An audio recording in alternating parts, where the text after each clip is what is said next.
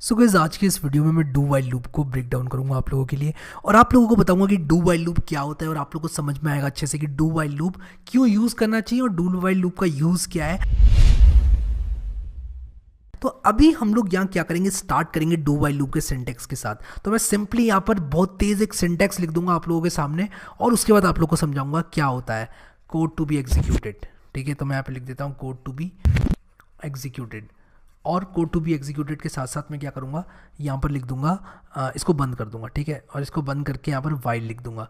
तो मैंने इसको बंद करके यहाँ पर वाइल लिख दिया है और यहाँ पर कंडीशन लिख दी है।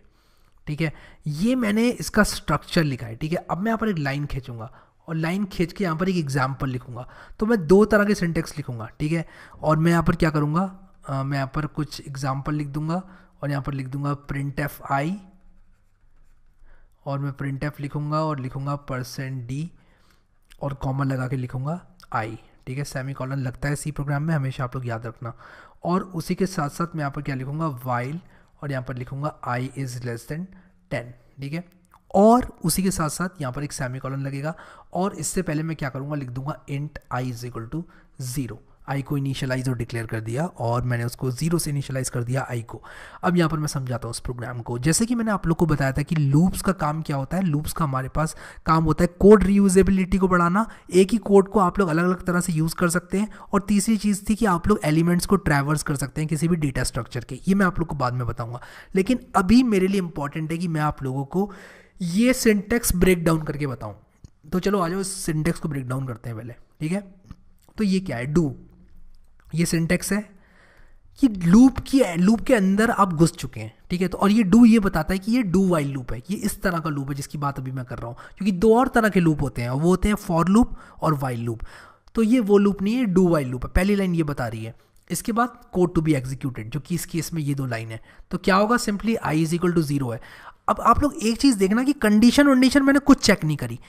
आई की वैल्यू अगर 100 भी होती तब भी ये एक बार घुसता लूप के अंदर। तो कभी भी हम लोगों को लूप के अंदर एटलीस्ट 1 घुसना ही घुसना है, रिस्पेक्टिव ऑफ कंडीशन ट्रू है या फॉल्स है, तब हम डू वाइल लूप का इस्तेमाल करते हैं। जैसे कि इस केस में अगर मैं बात करूं तो मैं क्या करूंगा, यहाँ पर मेरी अगर आई की वैल्यू 0 है तब तो ये घुसेगा ही घुसेगा, लेकिन अगर आई की वैल्यू 10 है या 100 है तब भी ये घुसेगा मेरा लूप के अंदर। क्यों घुसेगा लूप के अंदर, क्योंकि डू वाइल लूप हमेशा एक बार एग्जीक्यूट होता है।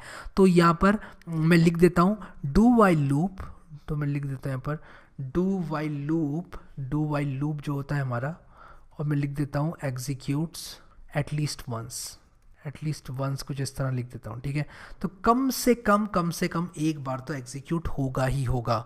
उसके बाद क्या है वो तो कंडीशन पे डिपेंड करेगा, लेकिन एक ना एक बार ये ज़रूर से एग्जीक्यूट होगा। तो ये चीज़ आप लोग बहुत ही ध्यान से नोट डाउन कर लो कहीं पर। ये हो गई एक बात। तो इसको एक ना एक बार तो घुसना ही घुसना है। तो ये घुसेगा, आई को क्या बना देगा। तो आप लोग ना एक यहाँ पर अपना रफ में कुछ इस तरह से एक इंडेक्स आप लोग इस तरह से एक टेबल बना लिया करो और आप लोग यहाँ पर आई लिखो और उसकी वैल्यू लिखते जाओ। ठीक है, तो आई की वैल्यू अभी क्या हो गई, आई की वैल्यू मेरे पास हो गई, अभी तो 0 है, लेकिन जैसे ही लूप के अंदर घुसा आई को मैंने 1 से बढ़ा दिया तो आई की वैल्यू 1 हो गई। ठीक है, तो मैंने अपडेटेड वैल्यू लिख दी आई की यहाँ पर, जो कि 1 है। ठीक है, अब प्रिंट एफ हो जाएगा और यहाँ पर मेरी आउटपुट विंडो है, तो मैं आउटपुट विंडो भी बना लेता हूँ यहाँ पर आउट लिखकर। और क्या होगा, यहाँ पर मेरा प्रिंट हो जाएगा क्या, आई, और आई की वैल्यू क्या है 1, तो 1 मेरा प्रिंट हो गया। ठीक है, तो ये लाइन मैंने एग्जीक्यूट कर दी, ये लाइन एग्जीक्यूट कर दी। अब होगी कंडीशन चेक, और अगर कंडीशन फेल हो गई तो ये लूप से बाहर आ जाएगा। अगर कंडीशन फेल हो गई तो क्या होगा, लूप से बाहर आ जाएगा। तो इसके बाद अब क्या होगा, आई की वैल्यू लेस देन 10 है क्या, ये चेक होगा। हाँ भाई लेस देन 10 है, 1 तो लेस देन 10 है यार। तो वापस से ही घुसेगा लूप के अंदर। तो ये कहाँ जाएगा, वापस से हमारा यहाँ आ जाएगा और उसके बाद वापस से यही सारे काम होंगे। फिर उसी तरह ये 2 प्रिंट करेगा, 3 प्रिंट करेगा, 4 प्रिंट करेगा। आप लोग इसको समझो कैसे प्रिंट करेगा। 2 एक बार और बढ़ेगी value, i is equal to i plus 1 हो जाएगा। तो 1 + 1 2 होता है, आई की वैल्यू 2 हो जाएगी, वो प्रिंट हो जाएगी यहाँ पर। और उसके बाद फिर से कंडीशन चेक होगी, ये फिर से जाएगा वापस डू के अंदर, जाता जाएगा। एक टाइम आएगा कि आई की वैल्यू 9 हो जाएगी। ठीक है, और 9 प्रिंट हो जाएगा यहाँ पर। फिर 9 इज लेस देन 10 ट्रू होगा। ठीक है, तब भी ट्रू होगा, तो एक बार और एग्जीक्यूट होगा और उसके बाद जो है वैल्यू 10 हो जाएगी। क्या अब ट्रू होगा हमारा 10 इज लेस देन 10? नहीं, अब हमारा 10 इज लेस देन 10 ट्रू नहीं है, इसलिए ये लूप को एग्जिट करके आगे बढ़ेगा, जो भी कोड नीचे लिखा हुआ है उसको एग्जीक्यूट करेगा। तो ये होता है हमारा डू वाइल लूप।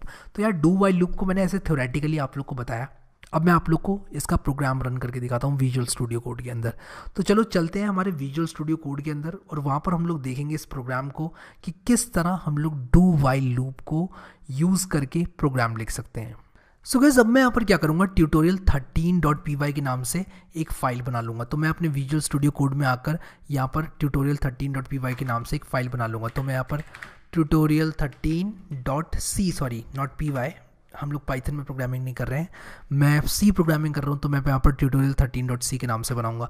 अब मैं क्या करूँगा, इस पूरा का पूरा जो मैंने main.c में लिखा था प्रोग्राम, उसको कॉपी करके पेस्ट कर दूंगा। तो मैं क्या कर रहा हूँ, main.c को एक टेम्पलेट की तरह इस्तेमाल कर रहा हूँ और उसके प्रोग्राम को, ये जो प्रोग्राम है उसको यूज़ कर रहा हूँ। अब मैं यहाँ पर क्या करूँगा, आप लोग को डू वाइल लूप के बारे में बताऊँगा। तो मैं एक काम करता हूँ, यहाँ पर लिखता हूँ एंटर अ नंबर, ठीक है।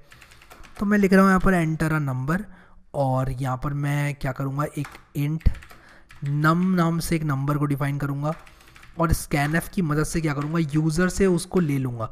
तो ये एक हमारे पास इंटीजर है जो कि मैं चाहता हूँ यूज़र हमें दे एज एन इनपुट। और उसके बाद क्या होगा, जो भी नंबर ये देगा मेरा प्रोग्राम क्या करेगा, उतनी ही बार 1 से लेके काउंटिंग कर देगा। तो मैं यहाँ पर अभी क्या कर रहा हूँ, मैं यहाँ पर डू वाइल लूप का इस्तेमाल करूँगा।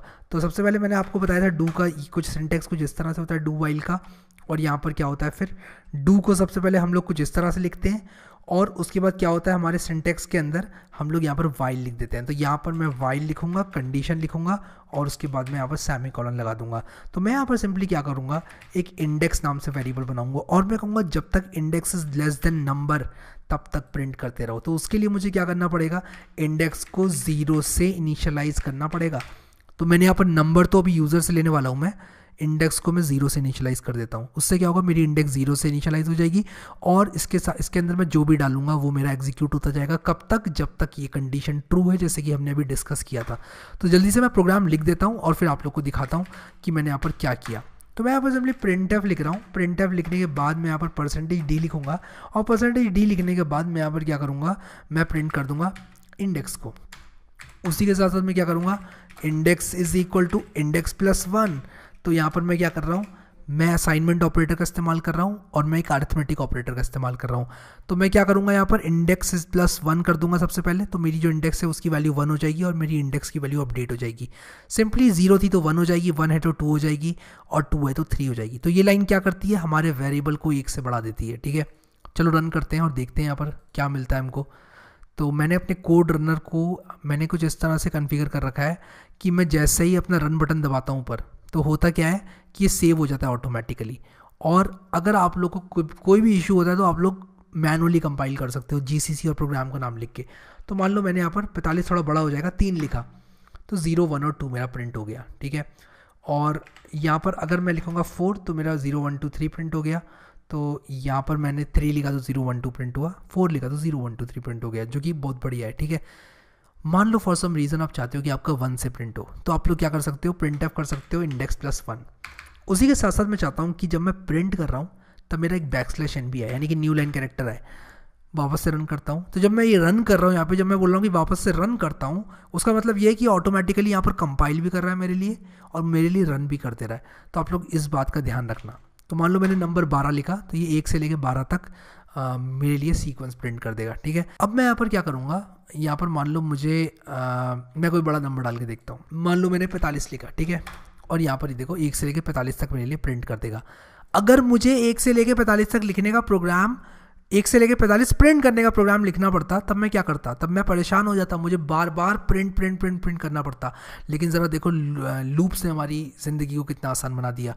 लूप्स की मदद से सेम प्रोग्राम को मैंने 16 लाइन में लिख दिया है और मेरे जो प्रोग्राम है उसमें स्पेसेस भी हैं। एक और चीज़ बताना चाहूँगा, आप राइट क्लिक करके फॉर्मेट डॉक्यूमेंट ज़रूर कर लिया करें, उससे क्या होगा कि आपका जो प्रोग्राम है वो थोड़ा अच्छा हो जाएगा। अब ये डू के बाद मैंने यहाँ पर लगाया है ब्रैकेट। आप लोग को जिस तरह भी ये जो कर्ली ब्रेस है वो लगा सकते हो और राइट क्लिक करके आप फॉर्मेट डॉक्यूमेंट कर सकते हो और आपका डॉक्यूमेंट फॉर्मेट हो जाएगा। तो मैं आशा करता हूँ कि आप लोग को समझ में आएगा। एक बार और फ्लो समझा देता हूँ प्रोग्राम का। यहाँ पर हम लोगों ने मेन से स्टार्ट किया, अपने प्रोग्राम को 2 वेरिएबल्स को डिक्लेयर किया और उनमें से एक को इनिशियलाइज किया जिसका नाम इंडेक्स था। इंडेक्स के अंदर मैंने 0 वैल्यू दे दी है और उसके बाद मैंने यूज़र से नंबर मांगा है जो कि मैंने नम के अंदर स्टोर कराया है।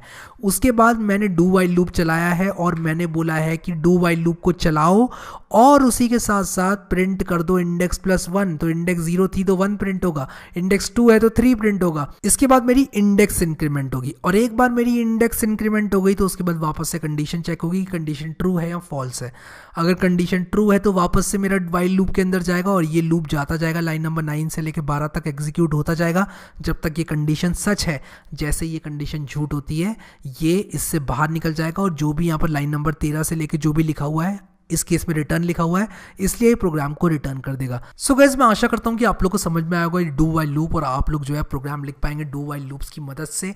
और उसी के साथ साथ आप लोगों के लिए आसान हो जाएगा। अब कोई भी अगर आप लोगों को रिपीटेटिव टास्क करना है, जैसे कि 1 से लेकर 10 तक नंबर प्रिंट करना, या फिर 1 से लेकर 1000 तक नंबर प्रिंट करना, या फिर मैंने जो आप लोगों को एक्सरसाइज दी थी जिसमें मैंने आप लोगों से मल्टीप्लिकेशन टेबल को प्रिंट करने के लिए बोला था, तो वो सारी चीज़ें अब आप लोगों के लिए आसान बनने वाली हैं। इस वीडियो को लाइक ज़रूर करना, और मुझे नीचे कमेंट सेक्शन में बताना कि क्या मैं कोर्स आप लोगों को बहुत फास्ट पढ़ा रहा हूँ या स्लो पढ़ा रहा हूँ। मुझे ये फीडबैक ज़रूर देना, आप लोग बिल्कुल भी स्किप मत करना इस चीज़ को। अभी के लिए इस वीडियो में इतना ही, लाइक करना मत भूलना। Thank you so much guys for watching this video, and I will see you next time.